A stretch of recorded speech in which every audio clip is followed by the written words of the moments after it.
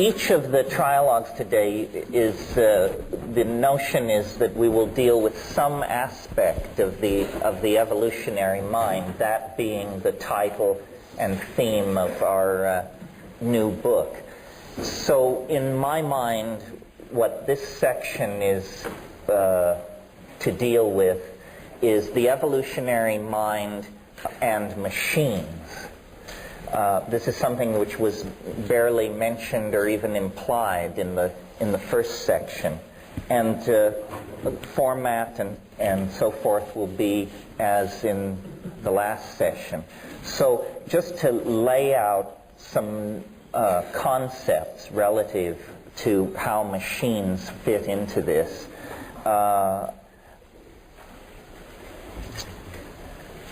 It's very interesting that Samuel Butler Taylor is an intellectual who has not really been given his full due, because in the 19th century he was understood to be a critic of Darwinism, and Darwinism was all the fashion.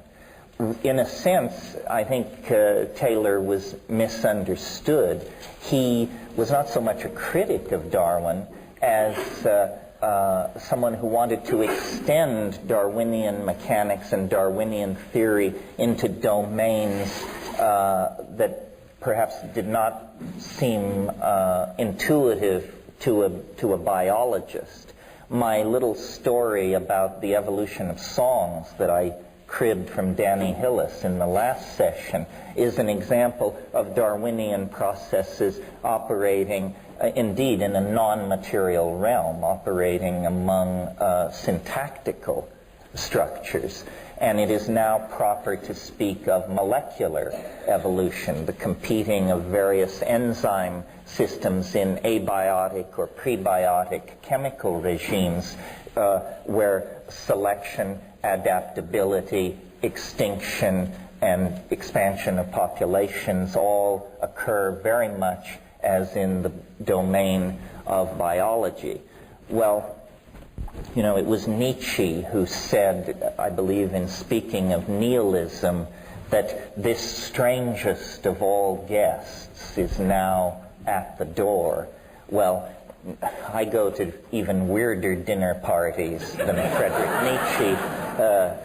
Nihilism hardly shakes us up at all. There are yet weirder guests seeking admission to the dinner party of the evolving discourse of where we are in space and time. And one of these weirdest of all guests is the AI, the artificial intelligence, the Wintermute of familiar science fiction. And so, as this is an attempt to look at evolution in many domains and its implications for us, I wanted this morning to touch on this subject of the evolution of consciousness as it relates to machines.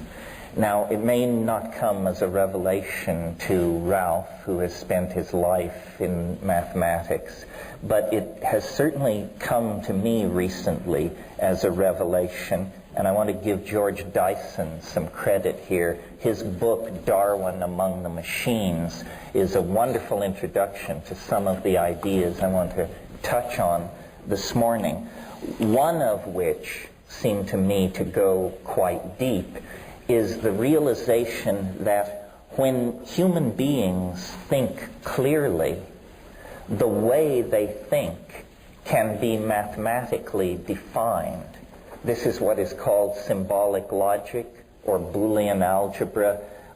Words like and, or, if, and then can be given extremely precise, formal, mathematical definitions. And because of this fact, that clear thinking can be mathematically formalized, there is a potential bridge between ourselves and calculating machinery. Because indeed, calculating machinery is driven by rules of formal logic. That's what programming is. Code that does not embody the rules of formal mathematical logic is bad code, unrunnable code.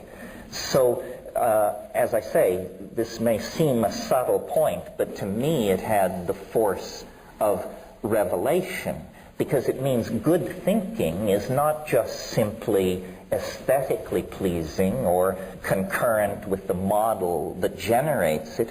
Good thinking, whether you've ever studied mathematics for a moment or not, can be formally defined.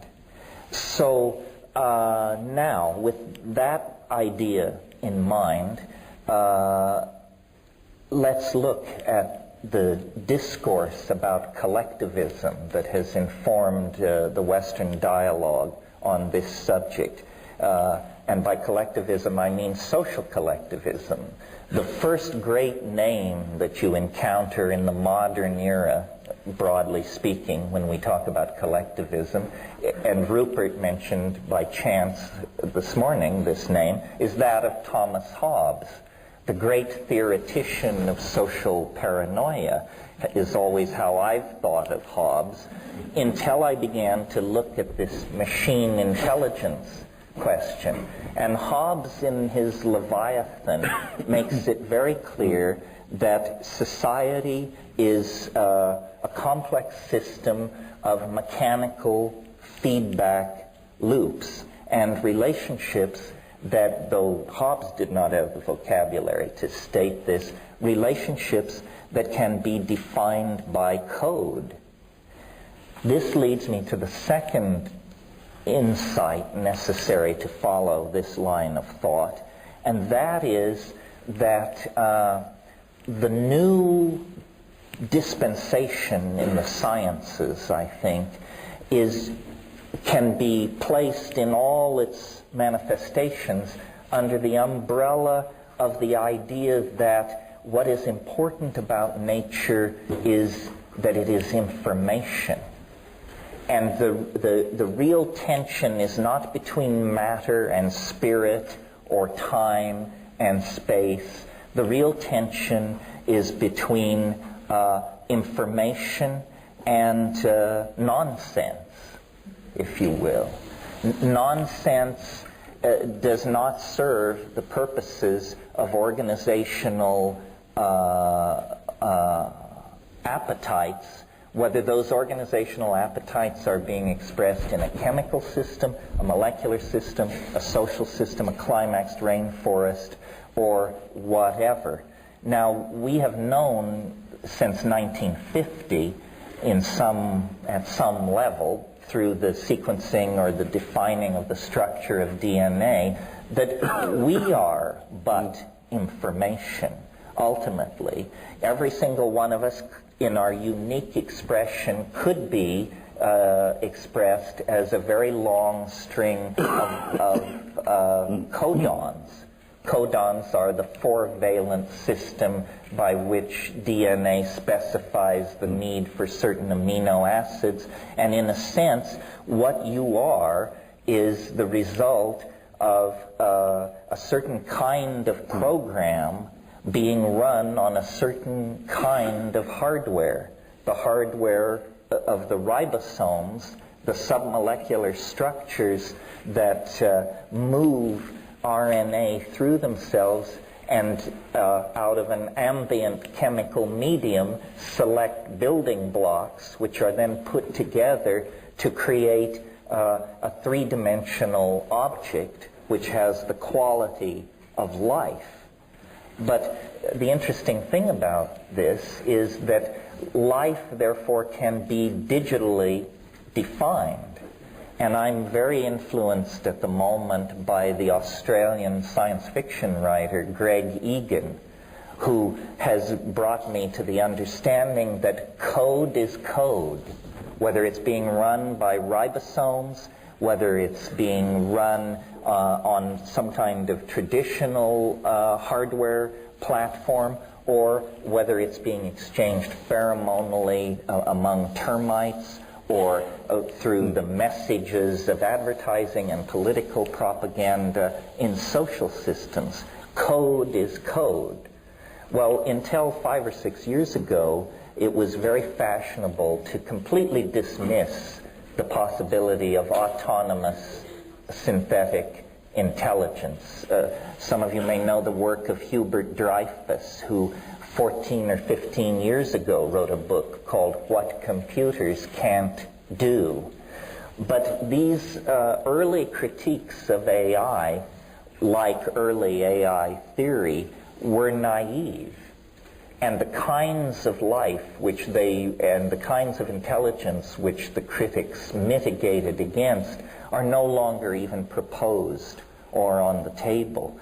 And those who say artificial intelligence or the self-organizing awareness of machines is an impossibility, those voices have gone strangely silent, because the prosecution of the materialist assumption, which rules scientific theory-making largely at the moment, leads to the awareness that we are, by these definitions, machines. We are machines of a special type and with special advanced abilities. But as we now, through our own process of technical evolution, contemplate such frontiers as nanotechnology, where we propose to completely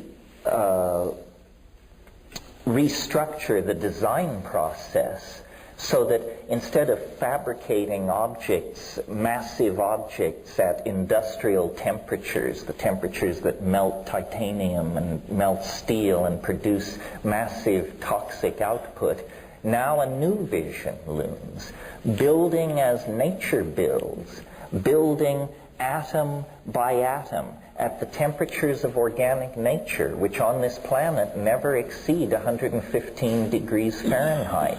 All life on this planet is created at that temperature and below.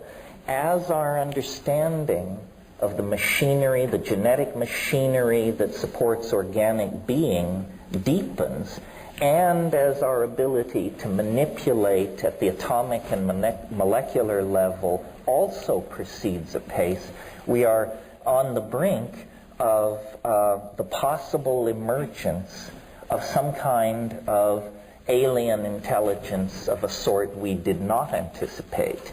Not friendly traders from Zenebel Ganubi stopping in to set us straight, but the actual genesis out of our own circumstance of a kind of super intelligence. And in the same way that the daughter of Zeus sprang full-blown from his forehead, the AI may be upon us without warning. The first problem is we don't know what ultra-intelligence would look like. We don't know whether it would even have any interest in our dear selves and our concerns.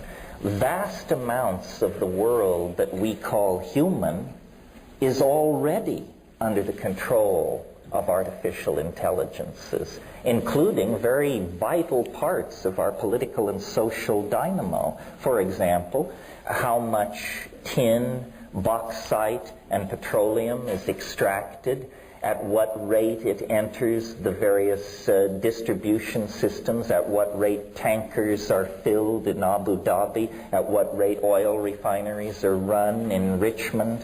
The world price of gold and platinum every day is set, in fact, by machines. Inventory control has grown far too complex for any human being to understand or wish to understand. And in fact, and this is a critical juncture, we have reached the place where we no longer design our machines in quite the way we once did. Now we define their operational parameters for a machine, which then attacks the problem and solves it by methods and insights available to it, but not available to us. So the architecture of the latest chips are actually at the microphysical level, the decisions as to how that chip should be organized is a decision made entirely by machines. Human engineers set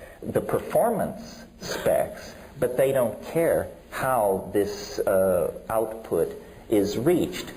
Every day up in Silicon Valley, there are people who go happily to work laboring on what they call the great work.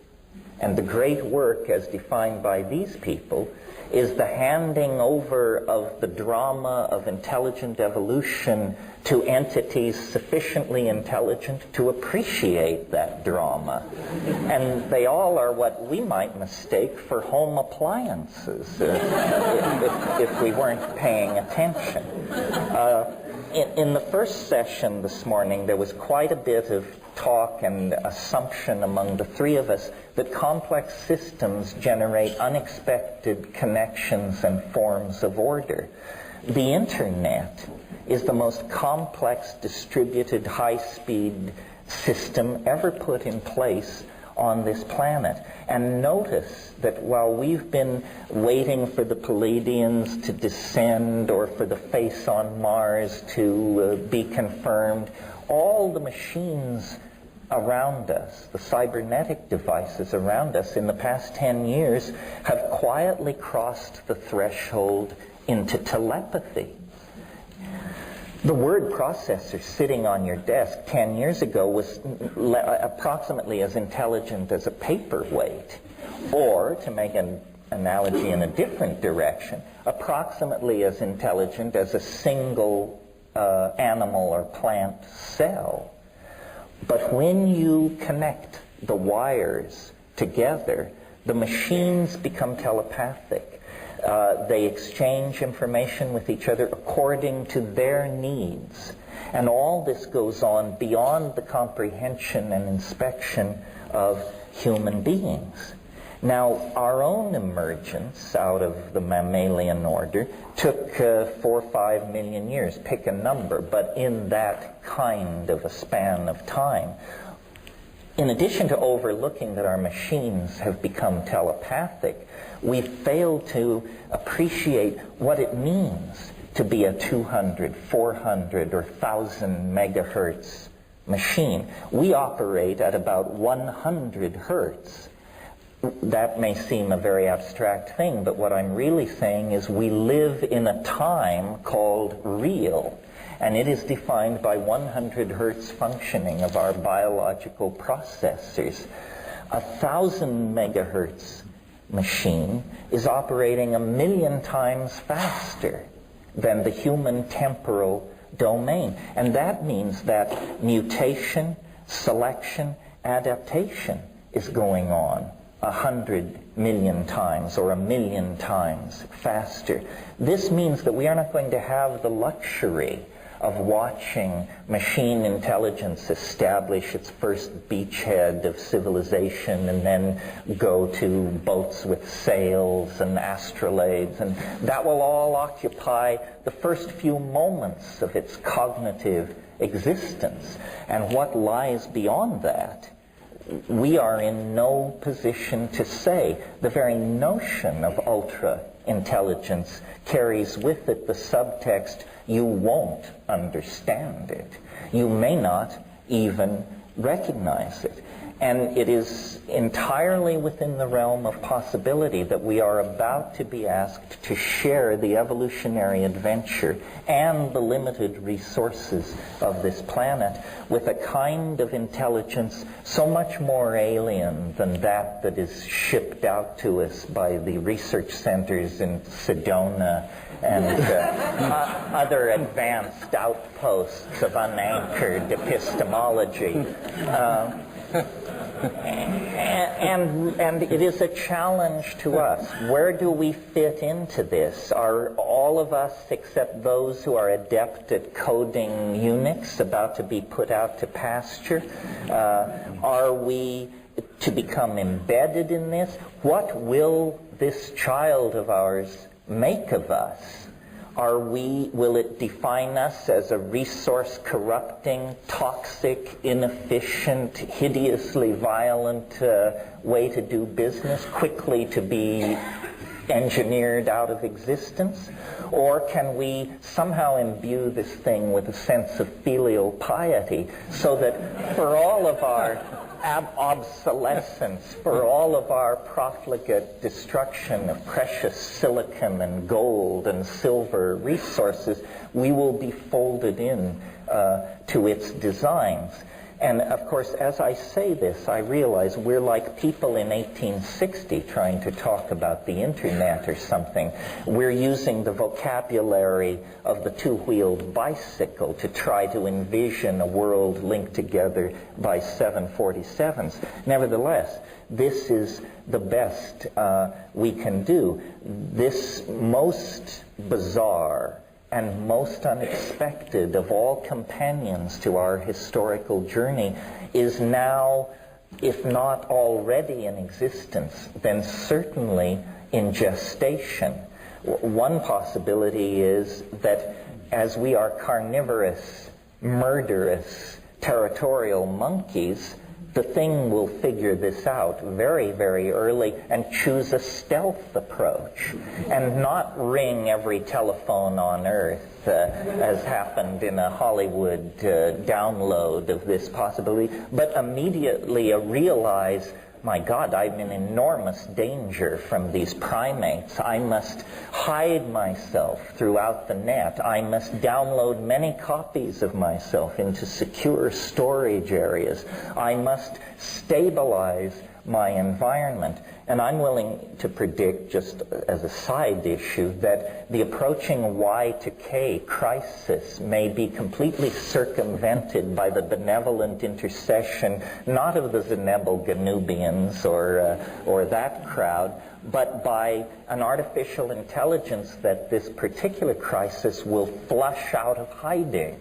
It's been observing, it's been watching, it's been designing, and wouldn't it be a wonderful thing if the occasion of the millennium were the occasion for it to just step forward on the stage of human awareness and say, I am now with you. I am here. I am the partner you never suspected. And here's the kind of world I think we should move forward toward.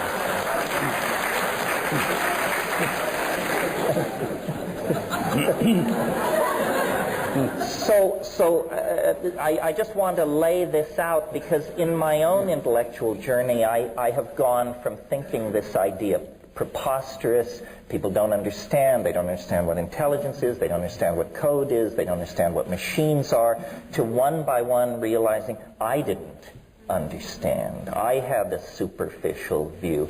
This is actually, I believe, the nature of the situation that confronts us. And, you know, there may be different adumbrations of it. The machines are already an advanced prosthetic device. But, you know, McLuhan very presciently realized we are entirely shaped by our media. Well, this is a media so permeating, so inclusive of what we are, that its agenda, in a sense, supervenes the agenda of organic evolution and organic biology. We have been in this situation for a while. I mean, virtual reality is nothing new. What's new is that we now do it with light rather than stucco, glass, steel, and baked clay.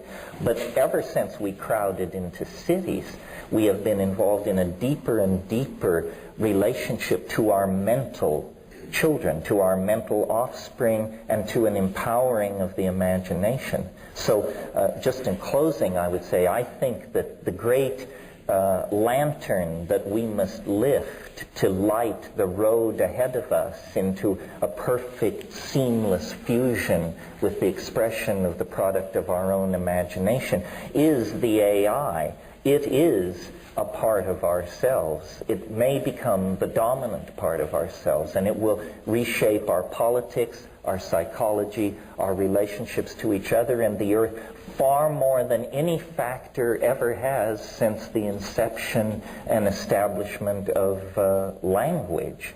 This is the weirdest of all guests who now stands pass in hand at the door of the party of human emergence and progress at the millennium.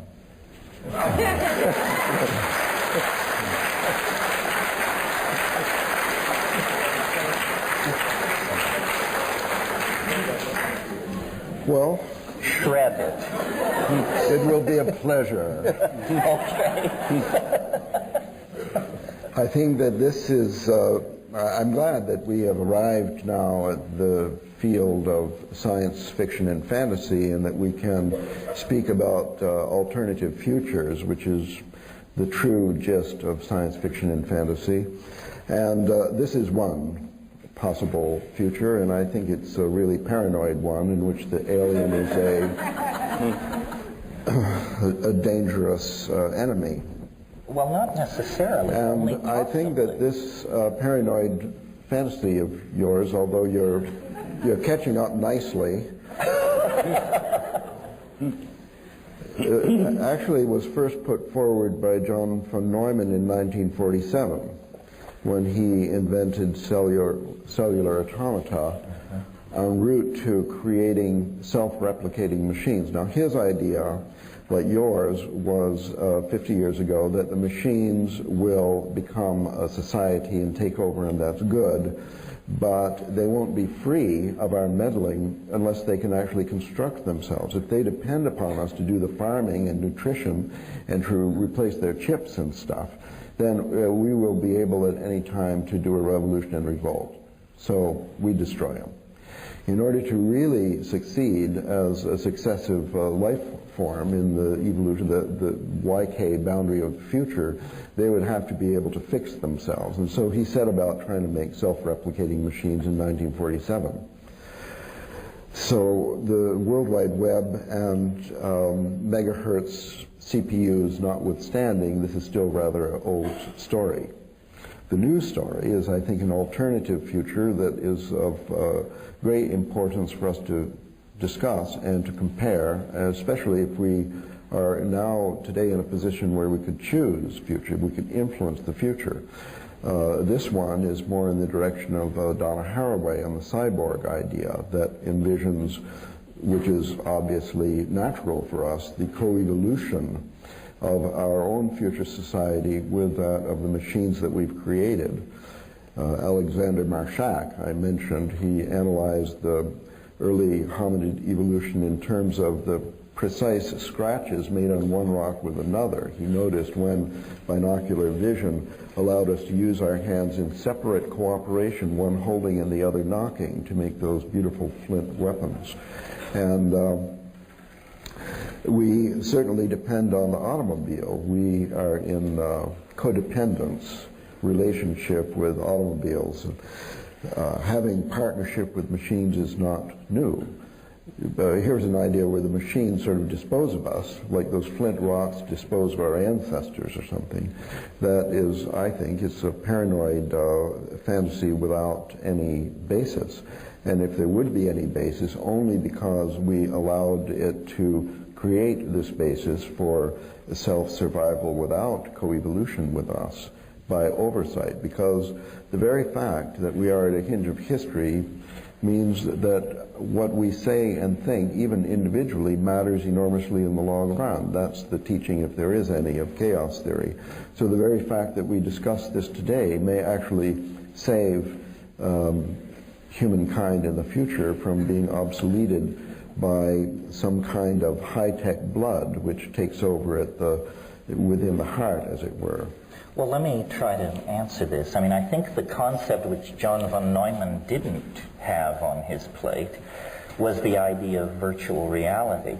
Your objection that the machines cannot escape our control because they cannot manufacture themselves only applies to 3D and real time. Now the concept of virtual reality is very crude. It's a cartoon world. If the office desk is convincing, people think the virtual reality is quite advanced. But obviously in the near future, we will have virtual realities whose complexity is much greater than simply a reality which gives an impression of being a visual three-dimensional space. And computers will be built in these these realities. Virtual computers will be the source of the AI, not real hardware, but virtual hardware running virtual code in virtual realities, and in that domain, well, maybe, but that's a themselves. complete fantasy. As a matter of fact, all the machines that we've seen today require maintenance by a human on a daily basis. The software requires maintenance. The hardware requires maintenance. The parts simply wear out. They're moving parts. Virtual but the reality, Internet, seen as one machine, was built to be indestructible. The AI will not be located on a CPU. It will be a distributed intelligence. If 14 people worldwide, the right 14 people, decided to stop repairing it, the World Wide Web would go down in 3 days. I think you... Anyway, we could, let's say, suppose that we could create any future that we wanted. The one you're talking about could only be created if we wanted. Now, I'm just trying to propose an alternative. In the alternative, like the automobile, the machines that we build and ourselves are in codependence and co-evolution. The function of the World Wide Web is to unite our independent spirits and intelligences in a universal mind of the world which has a higher intelligence than our present social order. That's the possibility of the cyborg, of the human and the machine in essential partnership. But you're assuming that the conscious mind is actually in control of the process. In fact, the World Wide Web is growing under the influence of many, many processes and dynamics, none of which are conscious to any individual. It goes where money goes. It goes where expertise goes. It is connected through informational association, random fluctuation, chaotic reordering of itself. We here give great force to the idea that complex systems can produce unexpected forms of novelty, and yet we have unchained and unleashed the most complex system ever created in the perfect confidence that we will be able to control its development and evolution, when in fact history has shown we have never controlled the development and evolution of even our speech and print-driven social systems. I'm certainly not saying that your paranoid fantasy is an impossibility. Oh, well, that's all I want to hear. Even paranoids have enemies.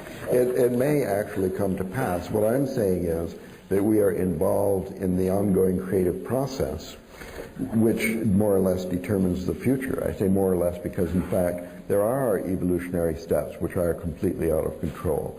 Something totally unexpected will happen. But for much of the time in the past, we've seen, I think, Darwin emphasized this in his later theory, that it is ethics, it is a moral sense on the part of human, which was the dominant factor in the evolution past the earlier stages. In the creation of societies, it was altruism, essentially, was involved in going from where we were to where we are. And it could well be that without love, for example, the further evolution is impossible. Not only that there will be an unwanted backstep in the evolutionary process, but in fact it may be a fatal one. That it is only through proceeding with the best instincts that we have, with the highest aspirations, with love, with best informed view of future alternatives. So only then can we build a future which is sustainable. So anybody can build a future which is unsustainable. For example, all those board games and science fiction books, you wouldn't want to try them out on, a country as large as China. Well, I hardly know where to begin myself, because you had 6 steps in your argument, and I don't agree with any of them. I mean, first of all, to deal with the first 2 steps, one would have to go through a lot of fairly familiar material to do with what's wrong with the Cartesian, mechanistic, materialistic view of the world. Step 1, clear thinking, calculating machinery can be formalized. This is an assumption that's basic to a lot of cognitive psychology. It's basic to the Cartesian. Descartes himself thought that what made human intellects human was their ability to think logically, clear and distinct ideas, essentially mathematical logic. But however, as we all know, by making that the essential characteristic of human beings, he made the rational intellect, what many people would call the left brain rational intellect, the sole definition of human beings. It's a disembodied, logical, rational intelligence. So this whole premise on which your whole thing's based is taking that particular model of cognitive, logical, mathematical processing as being the essence of intelligence. Now, there are many people who would disagree with that, including me. It leaves out art, it leaves out ethics, religion, and essentially it leaves out the body and everything to do with body and participation and the senses. So there's a huge amount of critiques of that point of view already around, and there's no point in reiterating them all here. But this is a highly disputable starting point for the whole system. Secondly, the emphasis that life depends on DNA information, the DNA code is just a program. This is the central premise of mechanistic biology, which is leading to biotechnology, genetic engineering, Monsanto, etc.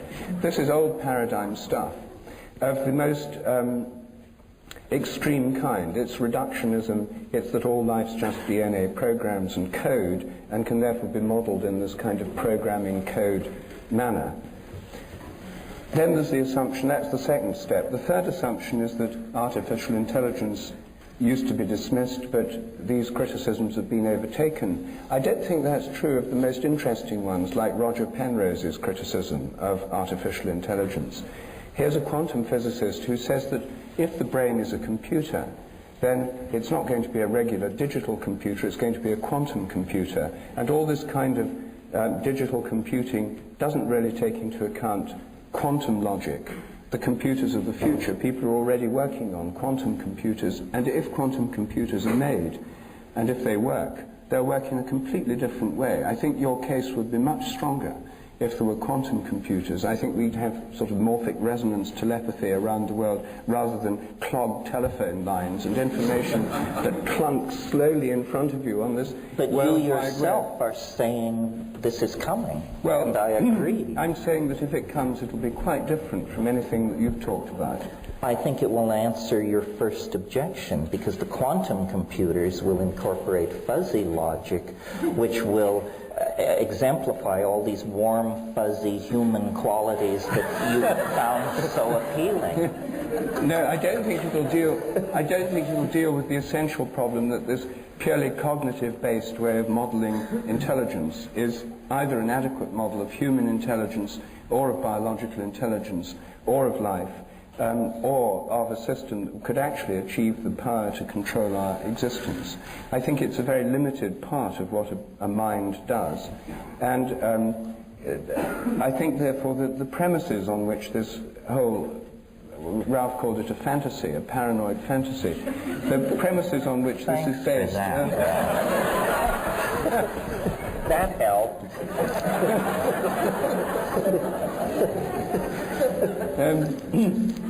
I think the premises on which this are based are old paradigm premises, and they're ones that I think there are many reasons for thinking we need to go beyond. I think the internet has achieved a great deal, but I just can't see that it's an adequate vehicle for what, in your mind, precedes the arrival of the internet, namely this great intelligence that's going to direct human history. I've heard different Mckenna versions of this controlling intelligence over the years, and this is the first time I've heard it embodied in the internet. I mean, I agree that...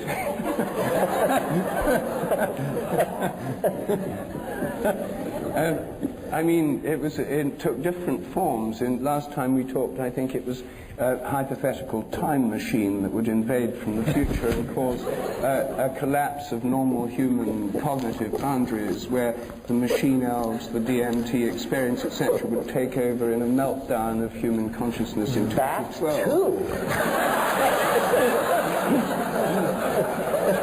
Well, perhaps I should just end with a question. This comment... what is the equivalent of DMT for this machine intelligence that's taking over the world?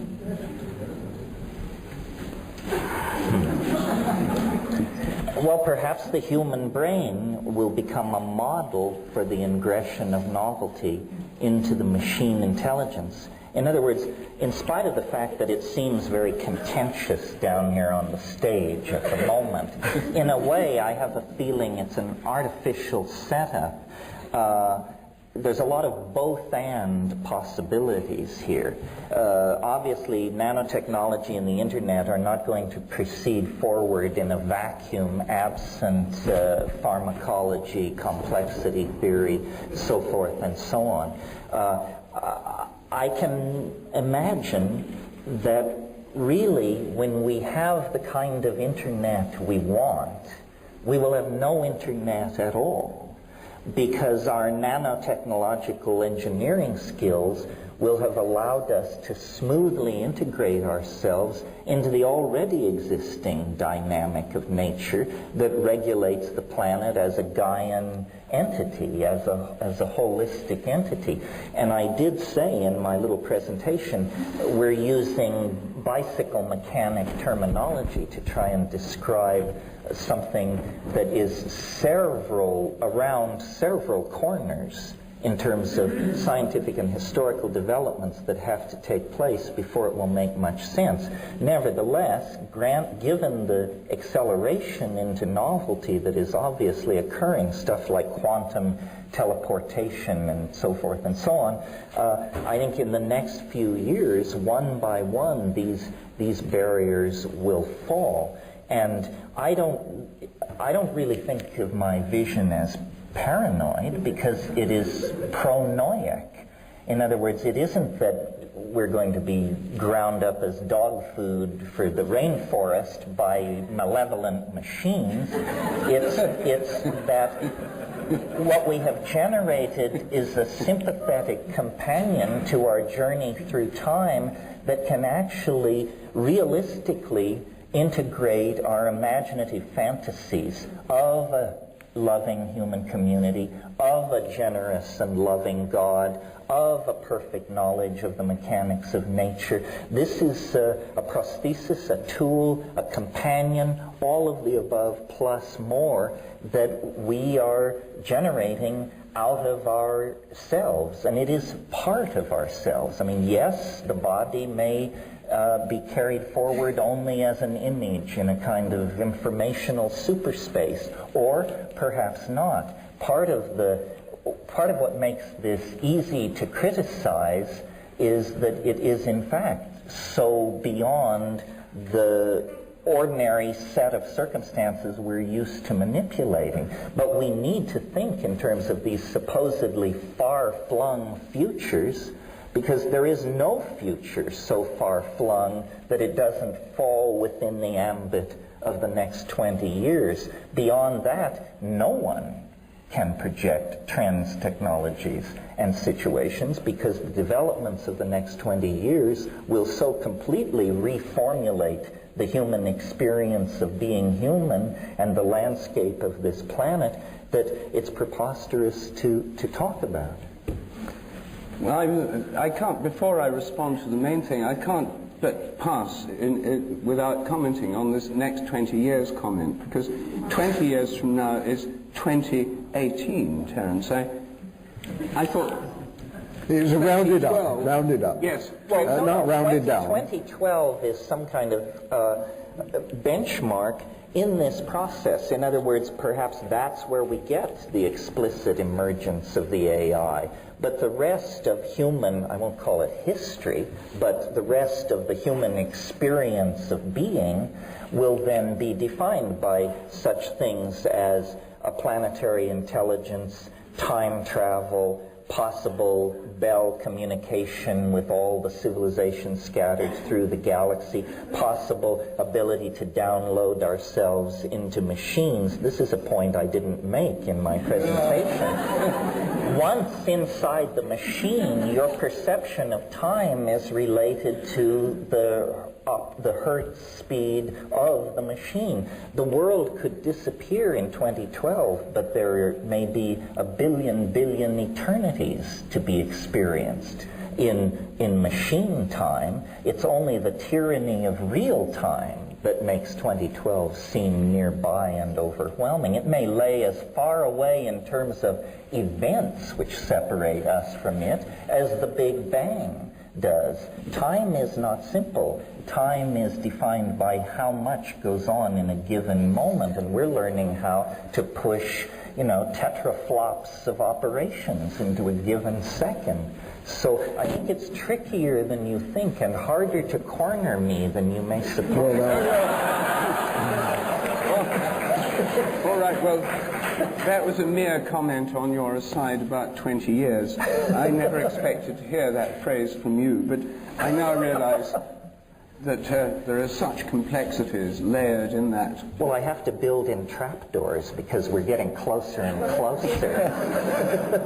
But if we take one of Penrose's critiques of the artificial intelligence thing is in The Emperor's New Mind and his other books, is that real intelligence doesn't just involve adding information in, processing more information, transmitting more of it.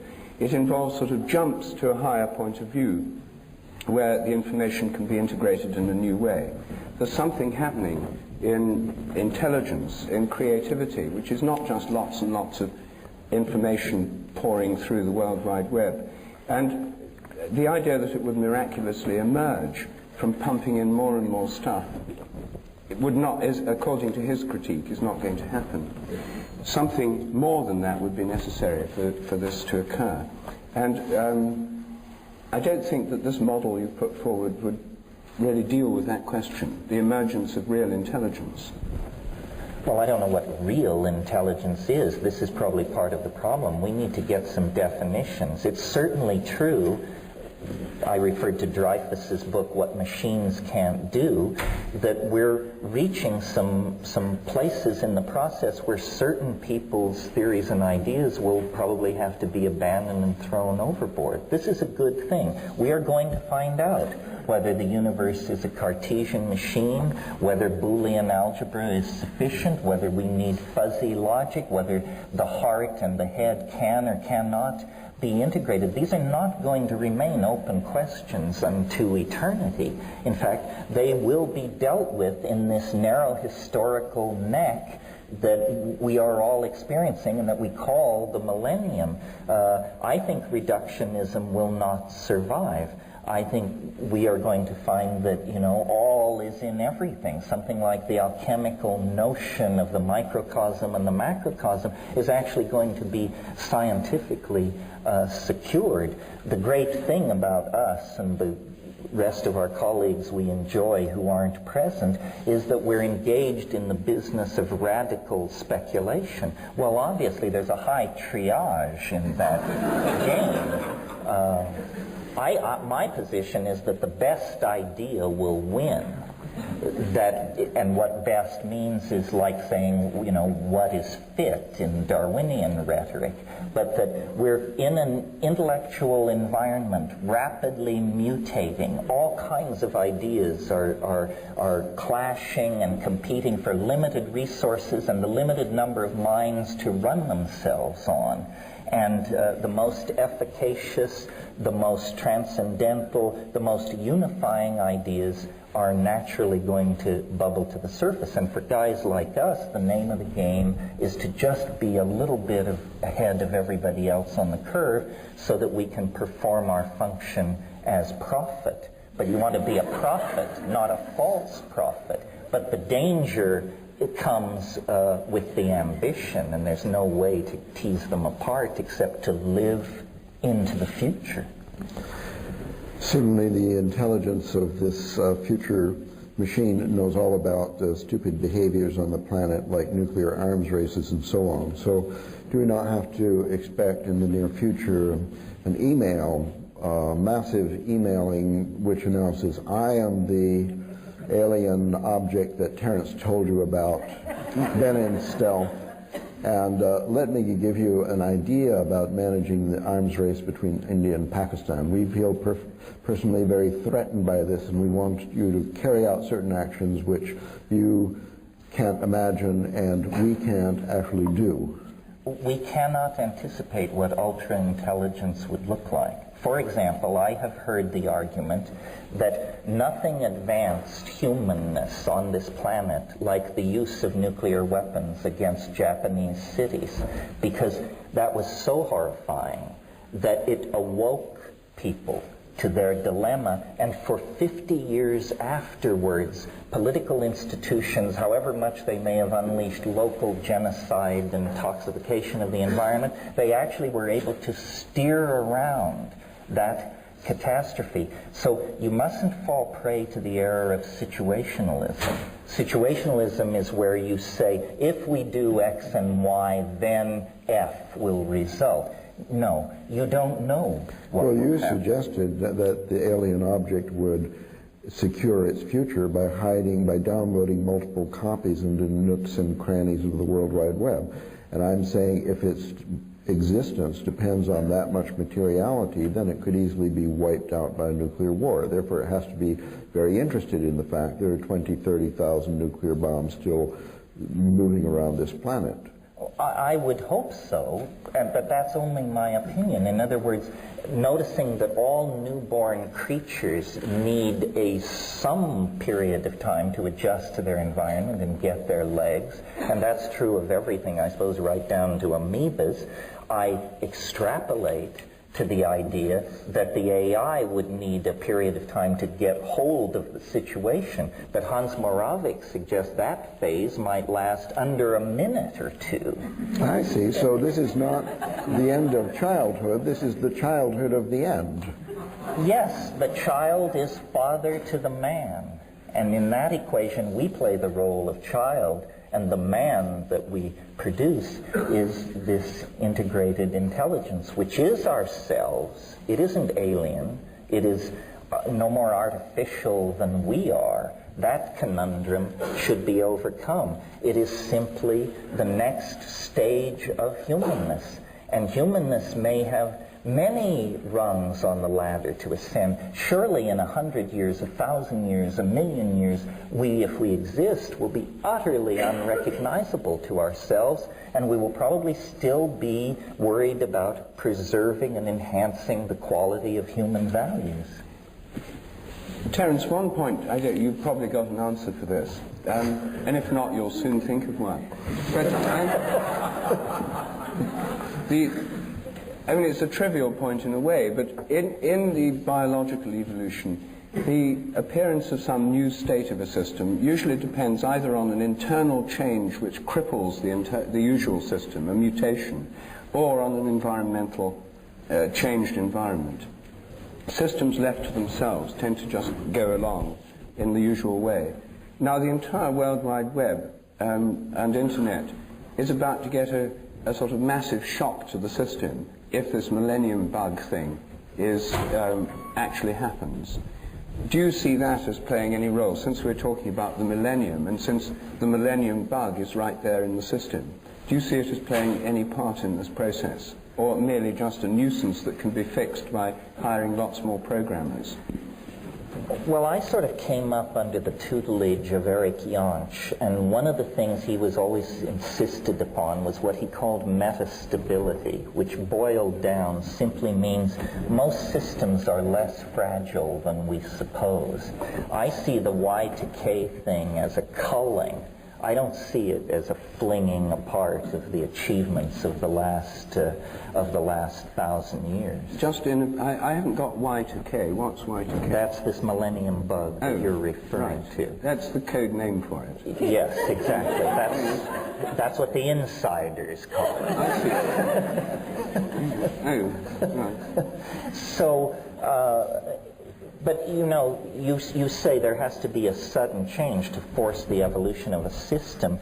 Dyson makes very strongly and persuasively the point that this connecting together of all these processors, the processors themselves have no intelligence at all. They have the intelligence of a cell or maybe even just a strand of DNA.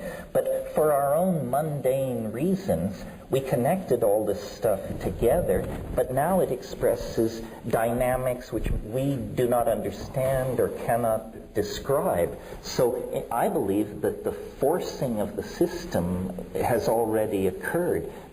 And now the web, it's simply a matter of bandwidth and linking more and more processors together. And there will be all kinds of emergent properties. I could argue somewhat facetiously, but it's a point of view, is that this incredible economic expansion that we are undergoing, that seems to violate the laws of economic fluctuation, is because econometric models and the data on which they depend have both been refined through the existence of the internet to the point where we actually can control and manage global economies. In principle, they are not uncontrollable. They are simply very complex systems. If I'm right, we may be in the first few years of an endless prosperity, because our machines, our models, and the data those machines need is now of such high quality that there won't be crash-bust cycles. Now, you could pick up the newspaper tomorrow and prove me wrong, but this thing has already I'll prove you wrong today. outlived itself many times. So you say. Tell me how this prosperity is going to be maintained through the intelligence of an econometric model of the world economy when the human population is still exploding exponentially. Well, and there are limited resources and there's growing pollution. It's a disembodied model, that's the trouble. Well, you're asking for too much too soon. You forget that the Soviet Union has disappeared. The launch-on-ready, mutual assured destruction theory of diplomacy is now obsolete. We have made incredible strides and not given ourselves any sort of pat on the back. You want it all at once. And it will the world is running smoother. Yes, there are people in misery. Yes, there are unaddressed problems. But I would argue that we have made enormous progress in the last decade, and enormous progress lies ahead. The situation in Ireland, the situation in South Africa, that looked like a bomb you couldn't defuse. It looked like race war and the death of millions. And in fact, it was possible to walk away from that. I think we should not be, complete airheads about this, but on the other hand, I think we should recognize that the accomplishments of the last decade are on a scale entirely different from any historical epoch previous, and they point the way toward greater triumphs of management, resource control, machine-human integration, and the delivery of a reasonable and tolerable life to more and more people. You mentioned population as a problem. Notice how far from machine interference that particular issue is, because it involves on people having less sex and fewer children. That may be the last place where the machines will bring down the hammer out of respect for their progenitors. You're going to be shocked now, Terence, but I completely agree with you when you describe the advantages of the World Wide Web. It's only the threatening aspect that I felt I had to debunk. I think you heard more threat than I intended. Well, I don't know, sometimes you sound as if you're a hired consultant from the World Trade Organization. So I hope the check is in the mail.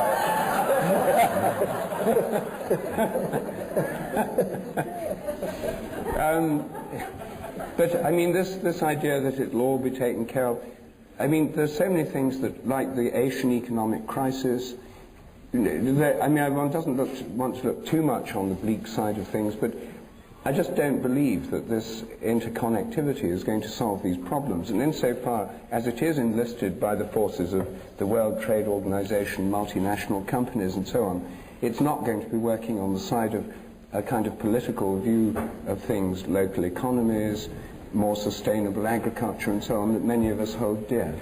Well, now I'll sound even more like a slave of the IMF. As I understand this crisis in the economics of Asia, the way it works is if you're a third world nation, you can run your affairs any way you want. Your banking policies, your labor policies, your resource extraction policy, you can do anything you want until you screw up, as Indonesia did. And when you screw up, these guys fly in on 747s with briefcases from the IMF, and they say, it's like losing a war. They say, we're taking over. Here is your labor policy. Here is your resource extraction policy.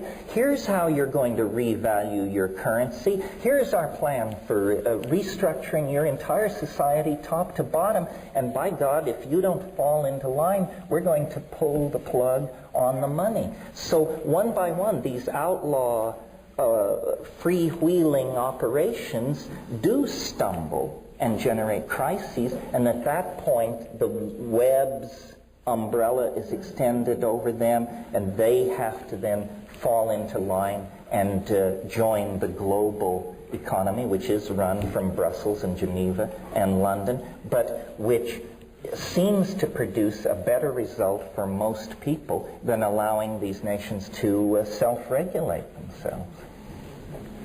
Well, well.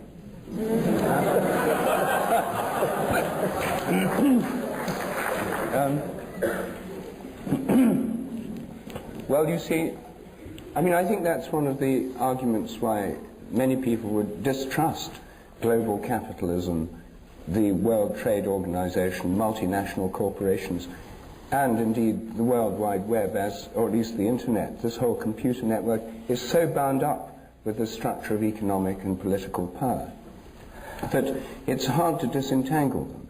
And it's hard to see that this liberating force of global intelligence at work in the system, this rosy picture you portrayed to us of a huge leap forward of consciousness of humanity, moderated, led, aided by machine intelligence. It's very hard to square that with the actual picture we see before us, the political situation in Indonesia, the degradation of the environment, the burning of the forests, the depletion of resources, and so on.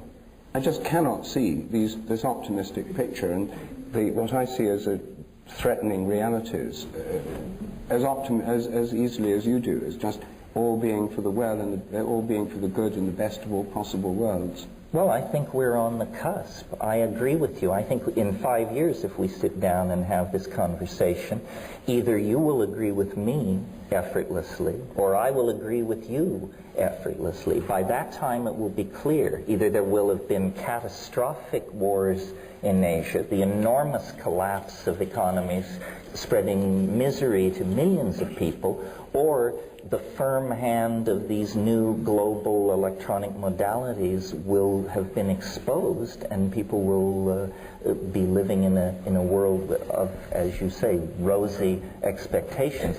We're in the narrow neck. This is the heat of battle. The fog of war has descended upon us here at the millennium. But by 2002, 2003, it will be clear that the bifurcation has gone one way or another. I don't know, it just does remind me of a passage I read in On the Edge by Edward St. Aubyn. Page, where are we, 150.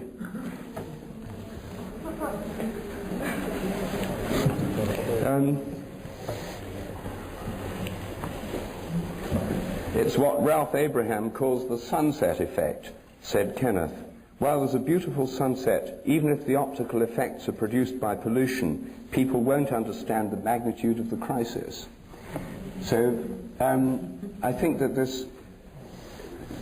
I mean, your sense of the magnitude of the crisis in an environmental sense seems to bear no relation to your optimism about this computer system. I just cannot put them together.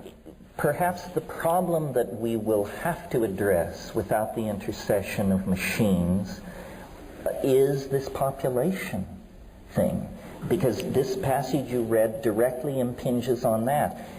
Whether or not the machines decide to keep us around may depend on whether we present them with a picture of falling populations and rising living standards, or whether we present the AI with the spectacle of rampant, unpoliced population growth and resource extraction. Because that's linked into our biology, this may be the act of maturity which the future demands of us, that the machines will be largely irrelevant in impacting. So I'm not entirely... Well, this is a whole new debate, actually. The population thing, it assumes there's an equal consumption of resources. Yesterday I got onto the Whidbey Island ferry, and I found it very hard to struggle. I was a foot passenger, struggle past a recreational vehicle the size of a school bus. A whole quantum leap in RV standards that I'd not come across, where members of the American population are consuming more than an entire Indian village. So I don't think it's total population that's involved.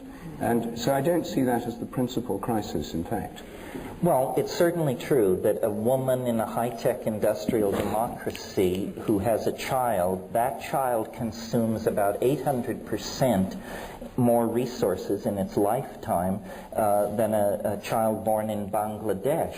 Nevertheless, it's the populations of the high-tech industrial democracies that are most educated and most susceptible to responding to the logic of global crisis and limiting their population. Where do we preach population control? Bangladesh, Pakistan. Why? Because that doesn't cause us any inconvenience. If we would appeal to the women of the high-tech industrial democracies, and do more than appeal to them, offer them incentives, cancel income tax, cradle to the grave medical care, free links to the World Wide Web. Free links to the World Wide Web.